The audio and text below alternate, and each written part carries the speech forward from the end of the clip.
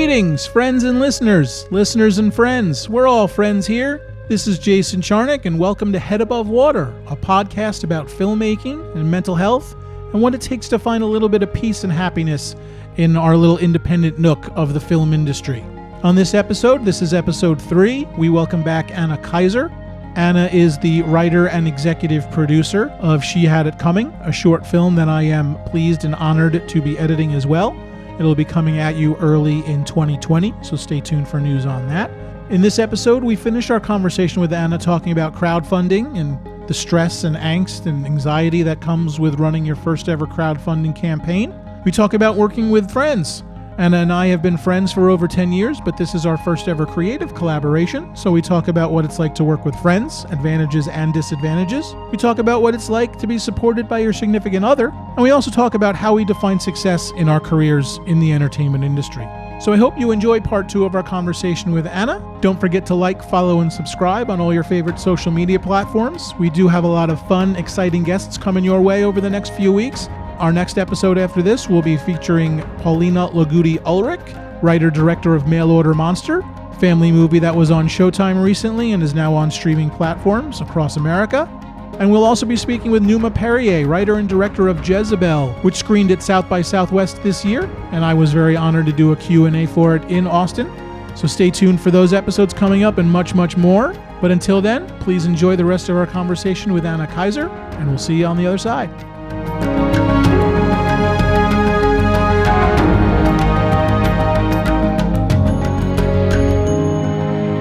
Will say the bottom line, even though I don't think crowdfunding is for me again. We'll have to talk about that some other time. Sure. Because I think, for me, I think crowdfunding is the only route. I think I actually feel the complete opposite of that. Okay. Like I said, I never want to, especially my wife will not allow us to spend our own money on something again. Right. But I also don't want, listen, if somebody comes and says, I want to invest $100,000 in your script, I'm not going to say no.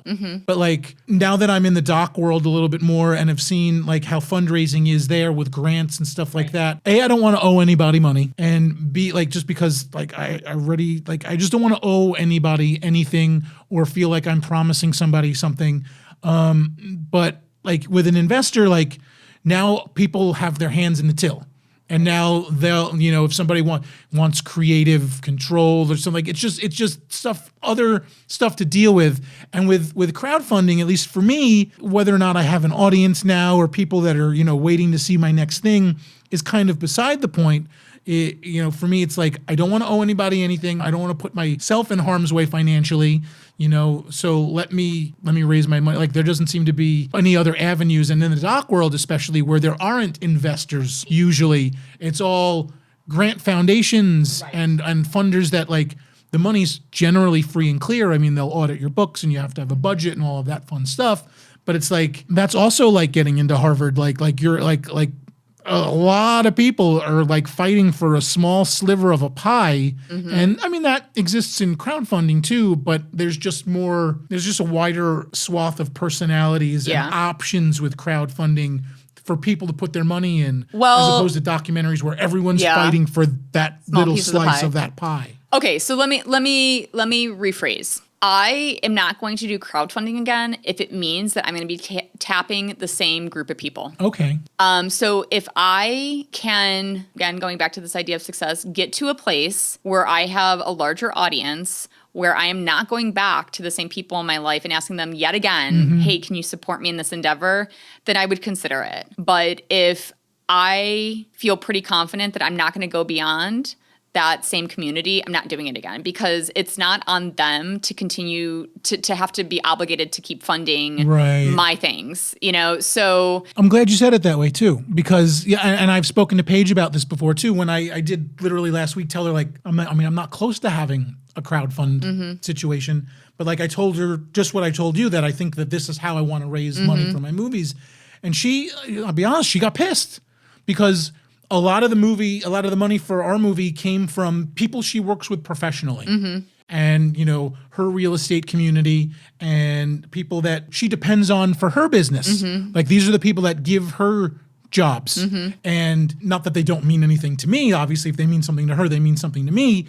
but I didn't really see it from that point of view. And she was very, very adamant that she's like, I don't want to keep, like, I depend on these people for my profession and my jobs. And I can't keep going back to these same people and asking them for money, because she's in the real estate world. Right. These were not people that are in the arts. Right. They consume the arts, like pop culture and stuff, but they're not in the arts like we are. So like they see it as begging. Sure. They see it as, well, I'm giving you work. I'm giving you listings. Where's your money going? You don't have the money to make the movie. Like they don't get self-funding and how hard it is to do that. And they just don't get the score. So she doesn't want to go back to that well of those same people, because it reflects poorly on her to ask people for money. And I had not considered that. Well, I find that really interesting, specifically in your situation, because one thing that I've seen over the last several years upon like the completion of your film and the festival circuit is I actually feel like you have done an amazing job of building a community. I'm assuming, but I feel like it's a pretty safe assumption, well beyond. I have fans. Yeah. You got all my 3 fans. I love all of you. Thank you so much. You got recognized, my friend. And so I feel like that's kind of going back to what I was saying. I feel like you actually are in that position. Right. And that's why that's why it was so shocking to me to hear you say you wouldn't, because and why Paige's point of view didn't even occur to me, because like I have people that want to see more stuff from me. So like I have to go back to those people because they're ready to support me and I want to deliver for them. I obviously want to expand my reach as well to other people and new people and all of that. And that's certainly part of the plan. But like that core people, like beyond like my friends and family that are going to be there always anyway, but there's a good chunk of people that love the movie and love what I did with it and want to see more from me and want to support me in those endeavors. So I'd almost be remiss not to go back to that well. But then, like, I mean, is it not a possible scenario where those are the people that you're reaching out to and you're not reaching out to the people? The argument originally, the argument with my wife originally came from, I had said I want to do a Kickstarter, and she didn't like, and this is like I said, I don't have anything on tap. Right. But she was like, I'm not going to share it. And I got, and I got, I mean, I don't take things personally, but here's my wife telling me, like, I read that as like, you don't support what I'm doing. Like, and it turned, we argued about it. And I was like, you don't support what I'm doing. You're not going to share it to your friend. And she's got, listen, besides the people that she works with, my wife is a very social person. Like she's got like 2,000 friends on Facebook, she, and her whole network of realtors and all of that stuff. Like that's a huge untapped audience for already tapped once, but like, that's a huge audience for me to draw upon. And I depend on that to get the funds that I need to make stuff. And we actually had a very long conversation. She came to some good points too. Cause I said to her, I'm like, if you're not, and I get it, I understood why she didn't want to. And I knew she wasn't coming from a place of, I don't support what you're doing. But it was like, if you don't want us to spend our own money for me to make a movie, which is legitimate, but you also aren't willing to help me with my outreach to other people, then what am I doing? Like if you're not like, I'm damned if I do, I'm damned if I don't. Like, how do I do this thing if I can't spend our own money, which I don't want to do, but you won't help me expand my reach, then now I'm limited. I'm in a place where like I can only tap into this small segment of, like you said, you don't want to do because you don't want to go back to the same well with friends and family. Right. But I want to go back to the well of these people that support me. But and I can try my hardest to make it be enough. Right. But until I actually do something, it might not be enough and probably won't be enough to actually do justice to whatever I'm working on. So now I'm in a place of like, well, where do I go from here? And she came to that understanding. She was like, and I know like she will share it. I know like when I do something, she's not going to be like, no, right. like, because then that'll be a whole other thing. But I totally understand. I didn't consider it when I first brought it up with her. Right. That like, these are people that will make value judgments. Like if you're asking me for money, you must not have money, but I'm giving you work. I'm giving Right. you listings. What are you So doing why you're with not putting your own money behind it? Yeah. So like, why are you not putting your own money behind it? Like, are you in dire straits? Do you need money? Like, I don't know if I want to work with this person anymore because they're clearly financially irresponsible. When none of those things are true, No. but that's the fear that she has. Yeah. You know? I mean, I think that like, it sounds like you guys kind of went the route that I would go myself in terms of like, you sit down and you have a conversation about it. And like you said, like, you're not like knocking on the door right now. You're not about to like Yeah. launch a Kickstarter. Yeah. But, I mean, I think that like kind of going back to what we were talking about earlier in terms of having like a support system, having somebody in your corner, like absolutely more important than money is making sure that you guys both feel comfortable Right. with the choices that you're going to make Right. and come to some kind of compromise if a compromise needs to be had. Yeah. And I'm sure we will. So it's like, okay, maybe the compromise is like she shares it upon launch. Yeah. And then when you get to some kind of milestone, Yeah. then she shares, so like, not to say like, here's what you guys should I mean, do, we have but plenty like, of time to figure all exactly. of that stuff out. And I think there's always a way to get to a compromise, Sure. and because the bottom line is, communication. Always And communication.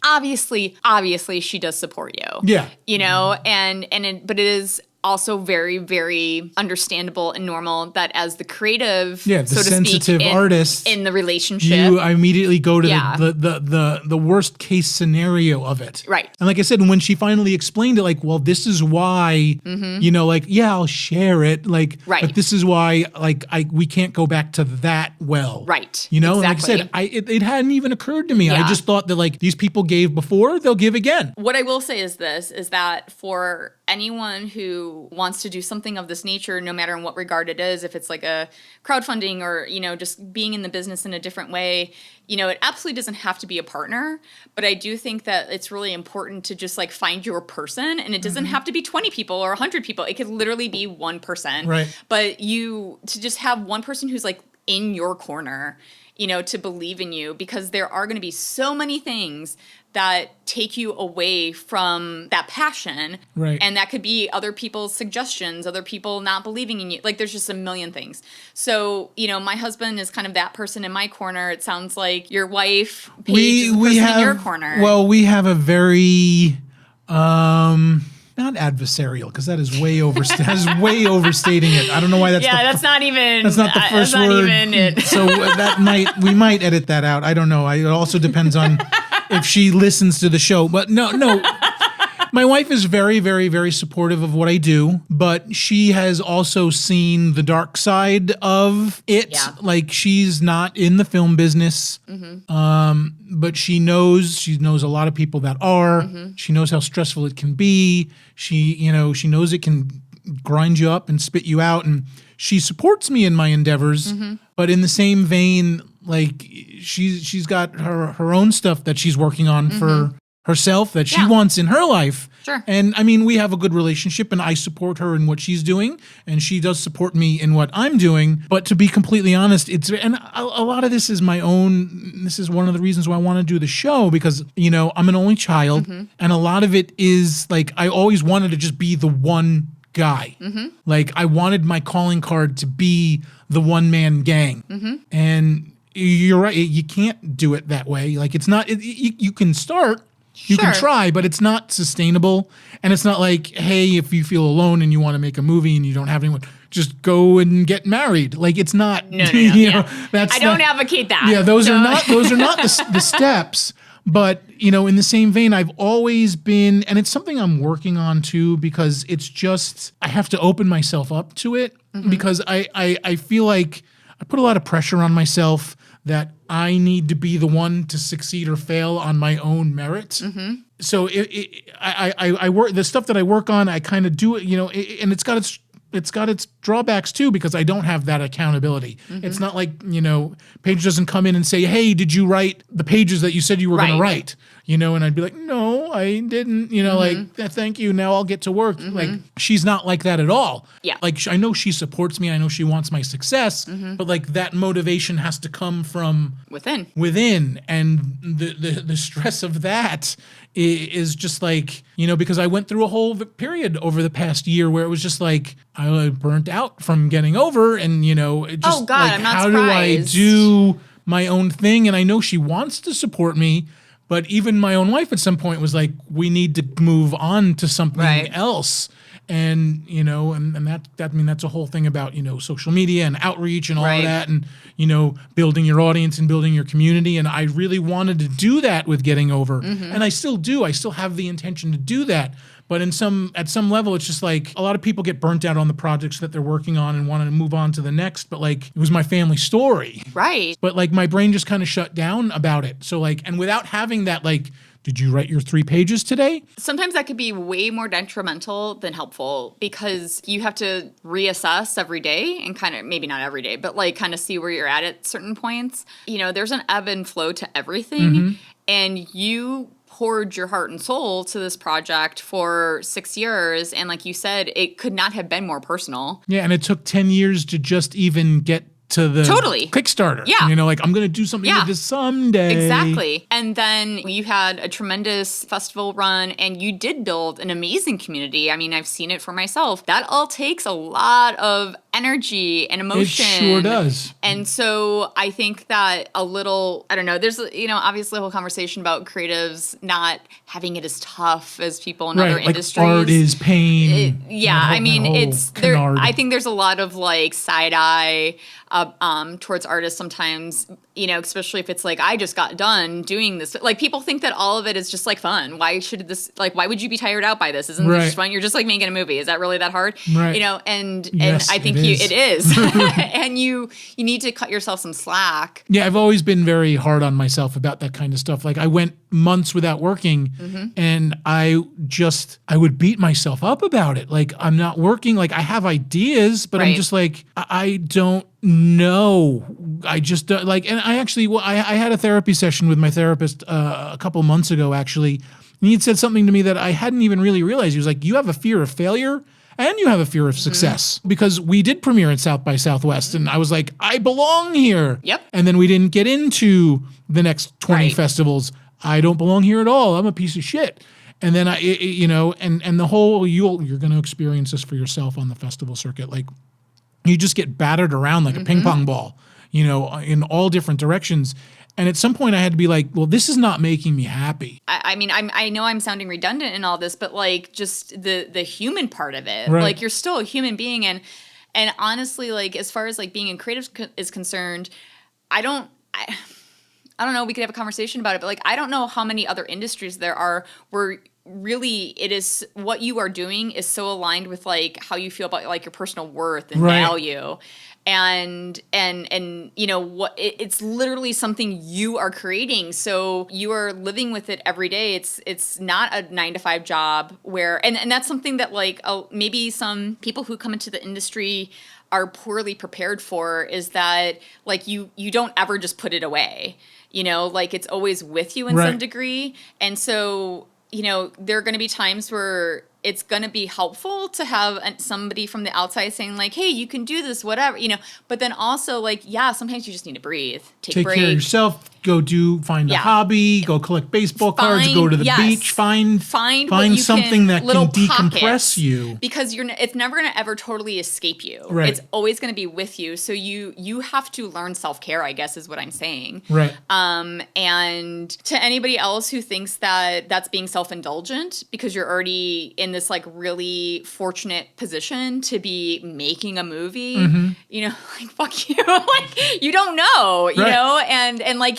honestly, like, why don't you come to the other side and try it and see how easy it is? It's not. Well, I'm glad you brought it up in that way too, because a lot of the conversation these days too is like, how can I make filmmaking a sustainable career? Right. And I see a lot of people talking about that. It is not even to point out any one person about it, because that's really the goal. Yeah. Like, we want to have a sustainable career, but like any other business, any other profession that you're in, like, if you want to be a teacher, you go to school to be a teacher, you get a job as a teacher, and then you teach for 20 years. Yeah. Maybe you get your master's Or and you're then a plumber. you become, you learn like, how to plumb, and then you go be a plumber. There's a really clear... And you're a plumber, and there's a Yep. clear career path. And filmmaking and the creative arts and you know this thing that we're in is the only industry that I know of where it's like you can be doing it for years and still wonder, like, how do we make this a sustainable career? And I've already had, that's why I don't kind of connect with a lot of that stuff, because, like, I've had a 20-year career in this business. I've had, 20 very good, successful years, doing post-production, and, like, maybe this movie that I made was my first feature and my first directorial debut and all of that stuff. But, like, I've had my career and I'm proud of it. I want it to keep going. It's not like I don't want it, to continue, but it's like, I think there's a trend right now with, and I think social media in and of itself, Jack, Twitter, I'm looking at you, like there's this one size fits all, like, if you're going to have a sustainable career as a filmmaker, like it needs to be directing. Nobody talks about, other stuff. Like, how do I have like, for me, like, and I was describing it to another friend earlier, is this, like, some people have a singular vision and they go down one road and that's the road that gets them to happiness or to career success or whatever they define that's the goal that they want. For me, like, I see it more as a freeway. Yeah. Like, I got Several lanes. 6 different lanes that I can go down, and I can still get to happiness at the end. And you can switch off between lanes every once in a while. And I think that's a great change. analogy. Kind of related to that, I was at an event a couple nights ago, and this one woman, specifically, we were talking about film distribution, and they were talking about how everybody wants to be on Netflix. Right. and I just had this conversation with my last guest. Yeah. We just Okay. had the same exact conversation. Well, she had a really astute point, and she was saying, like, what does it matter if you're on Netflix if nobody watches it? Right. And so she's because you get to tell people I'm on Netflix. I'm on Netflix, but it's a hollow thing to say because nobody's isn't the point of this is that you want people to connect with your material? You want people to see it? That's the goal, right? And so she was saying, I think what a lot of people need to do is like reevaluate what success means for them, and what failure means and too. what failure means. Like some people, like I said, the last guest that I had on the show last time, they are still on the circuit now, but they have distribution, and they were getting rejected from festivals, as we are all going to be rejected from 90% of the festivals we apply to, but they already had distribution, and they're like, but every time they got a rejection from a film festival, they feel like worthless. Yeah. But some other people are like, but you got distribution, you're a success, and they're like, I don't feel that way, So it's like you have to. Before you even get into this, like, and it can change, like you said, it can change as you grow and develop as an artist and a person and just all of that. But like, before you go into this, you got to decide for yourself, what is success? What is failure? Like for me, success is completing something. Yeah. Some people like the success comes from laurels on their poster, or the success comes from selling it to a distributor, or success comes from being recognized, or success comes from a big fat paycheck. Which you were recognized at lunch a couple one weeks time, ago. one time and one time only. It was super exciting. I'm so stoked I was and there you know to be. what? And listen, and that's always been a level of success for me. Yeah. Like I wanted that thing. I still kind of want that thing, So, but in the same vein, like some people, if distribution's not that important to you and you just want eyeballs on your picture, just putting it on YouTube is success. And that comes from you finished your thing. And people don't, the general public doesn't think about it because thousands of movies come out every year. Right. So they think it's easy or they think, whatever.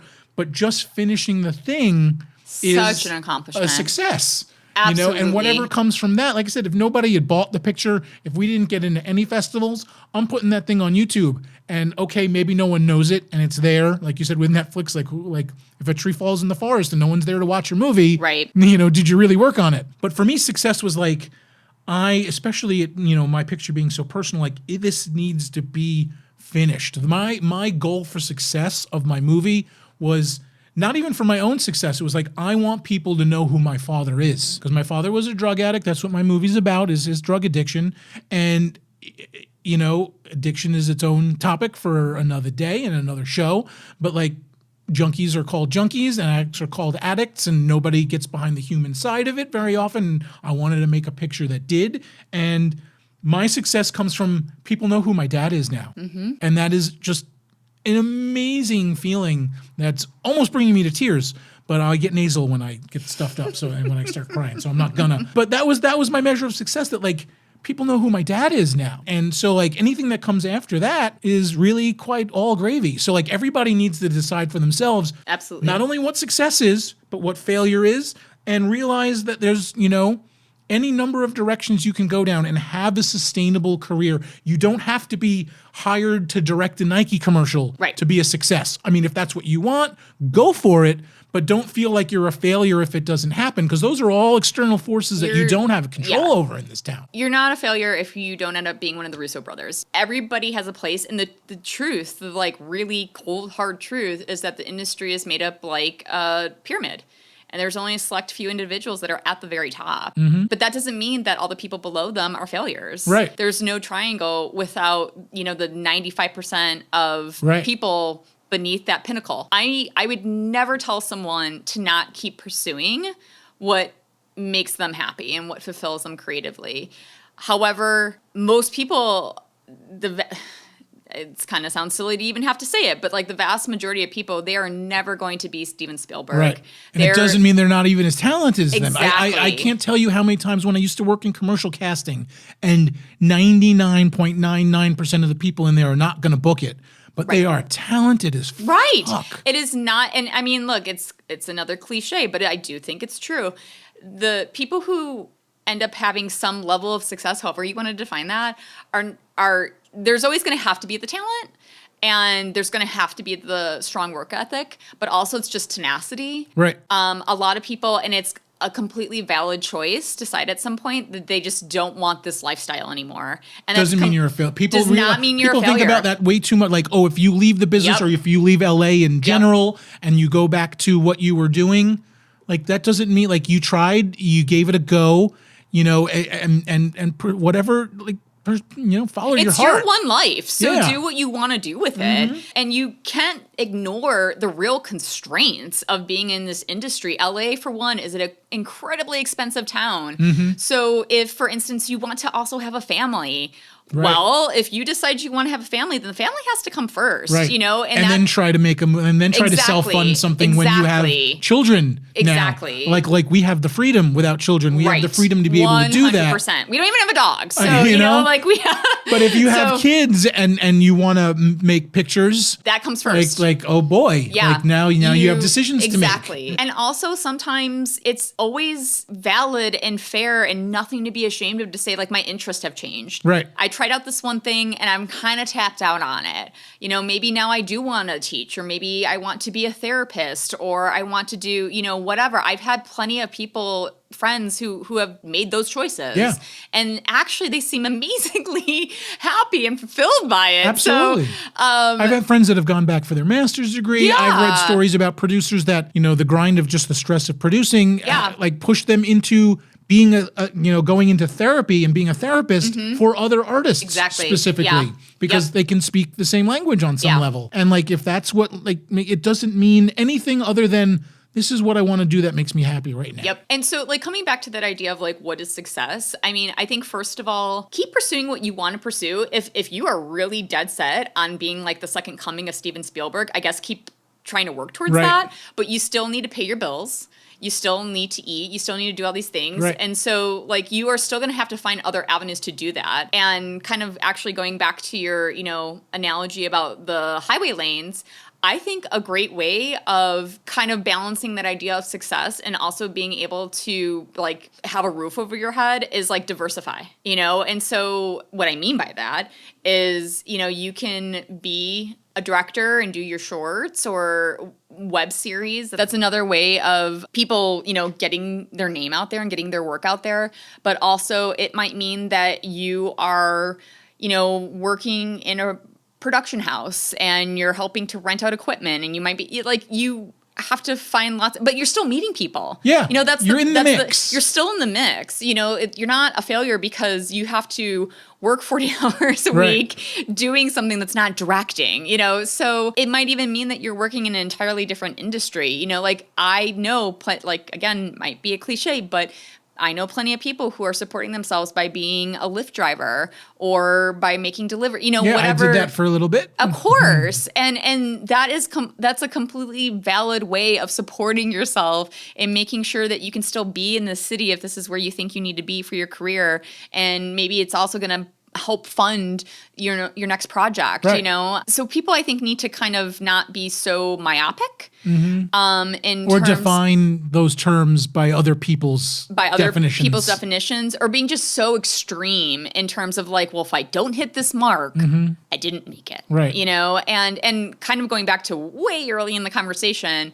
when we were talking about people saying like, just put it all on your credit card or whatever, you know, don't have a plan B, you know, oh, okay, that's great if that's what worked for you. Right. I think that it's, you know, the exception that proves the rule, you know, it's the same thing where people talk about, well, Bill Gates dropped out of, you know, like, okay, but that's Bill Gates. Yeah, there's one Bill Gates. There's one Bill Gates in the world.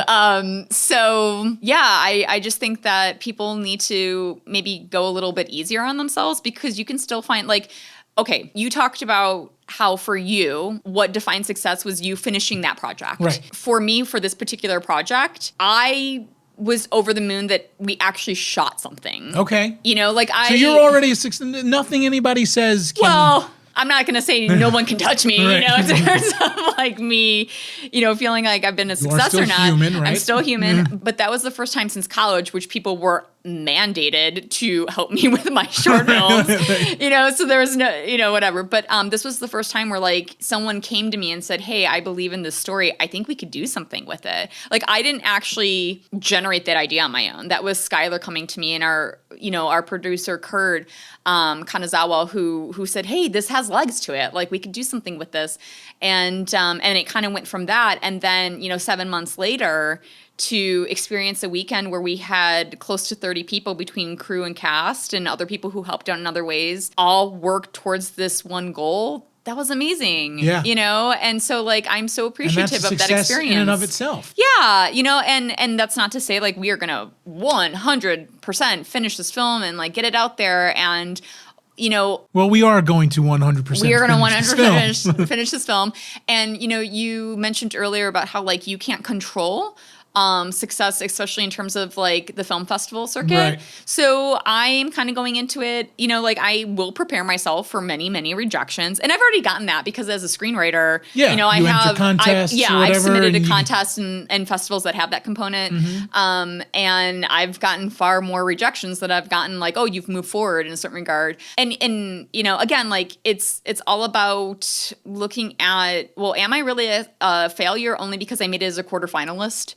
Right. You know, in this particular competition. But there were like 800 people that submitted and you're in the top 8. Right, right. Or even like, you know, this year at Austin, so last year She Had It Coming was a second rounder that essentially equates to the top 20%. I had a different script, a TV pilot, again, become a second rounder this year. And that's fantastic. But of course, the human in all of us, like it's always kind of the grass is greener. I was like, well, when am I going to be a semifinalist? You know, and so, but hey, I should be happy that that script got recognized for what it is, you know, but most of us don't see it that way. I think it's just it just seems to be a natural instinct to like be self-deprecating about it, because if you toot your own horn too much, then you're egotistical or something like that. Like then you have to beat your, again, it goes back to art is pain. Like you need to like punish yourself for your own success, you know, if it's going to be worth a damn. But it can be a different thing than that. It could absolutely be. I think that's a really antiquated idea. That you have to be suffering to be an effective or successful artist. For a hot second, I dated someone who like said those very words. I was like, oh no, I'm out. Like that is not it's just what that's I'm a signing up for. Like, I'm not here living this life to punish myself. No. So I can make good art. Like if I have to punish myself to make good art, I will go do something else. I want to do this, Absolutely. and it's Yeah. in my bones and it's in my guts. But in the same vein, like, I don't want to be unhappy. I don't want to be depressed just so I can win a screenwriting contest. Or just so what stardom is on the horizon because I beat the shit out of myself over something, then great. Like, that doesn't go away when you find stardom. That doesn't go away when you find success, in someone else's terms. Like, you're always going to do that to yourself. So, like, at least kind of understand it and be like, all right, well, I'm going to be this kind of person anyway, but I don't have to, like, again, it also goes a little bit with the stakes. Like, the stakes don't have to always be so high, like, because you're going to drive yourself insane. And I think, okay, so we're talking about like, what does success mean? I think that that's a big component. I think also, though, you do have to be honest with yourself because I'll backtrack a little bit. When I met my now husband, I was really clear with him, like, here's what I aspire towards. I don't exactly know how I'm going to get there, but like, this is... And of course, it's okay to change your mind, but also if you hide that part of yourself from maybe yourself and other people, then you're also digging a hole for yourself, because I was always going to have this be a part of my life. And if my husband wasn't supportive of that, it wasn't going to work out. Right. And so I think there's also a balance in terms of like, sure, if it's getting to a place where like your mental health is suffering, take yourself out or take a break. Don't take yourself out. Don't. Don't. I mean, like remove yourself from whatever that bad situation is for at least a certain period of time so you can heal. Right. Those two things literally can mean the same thing, can mean two opposite very different things. contexts. But at the same time, like, I think, again, most people, I'm hoping, go into this, it's because it's certainly not going to be for the money for most of us. Right. It's for the love of it. It's for the connection with others. It's about telling stories. It's about creating something beautiful, whatever. So why make it worse on yourself? Yeah. And so, like, that's why I think a lot of people get into it. And that's something to not be ashamed of. So I think there's balance between, like, being honest with those around you and saying, this is part of who I am and I'm not ashamed of it, but also understanding that, like, you can't sacrifice yourself for the art, if that makes any sense. Oh, it does. Like I say, you want to still, self-care and all that. Yeah. You want to you want to be happy. You want to be at least, sane. I don't like using the term sane and insane because it doesn't, like, clinically insane and stuff like that. But you just, like, making movies is always something I'm going to do. Mm-hmm. But, like, I'm not gonna put myself in harm's way to do this. If it's going to be something that's going to end up being detrimental, then it's not worth it. It's just not worth it. I want to bring up something you mentioned earlier too. It ties back into both, like, how you define success, but also, you talked about how people keep talking about, like, find your tribe. For me, in part, what is success is, like, I get to work with you. Right. Like, I know. I guess we're in the. I think this is the tribe. If I hear someone say it one more time, like, not to be like, oh, hey, but, like, this is awesome. I've known you now for over 10 years. It's been a long time. And yes, we have worked together, but this is the first time in a, like, purely creative collaborative. Project. Yeah. And, like, that is so cool. Absolutely. And that's something I absolutely aspire for. So, like, I hear that a lot. I think that is a healthy way to approach it, that, like, sure, maybe you're not making millions of dollars doing this, and maybe you can't be doing it all the time because you have a job and you have other responsibilities.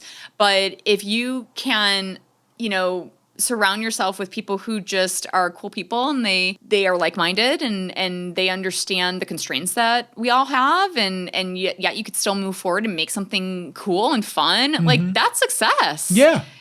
So. But that also has a dark side too, because I've heard, I have my own story. Yeah. I hear from producers all the time, and I want to work with my friends. I want to make these things with my friends.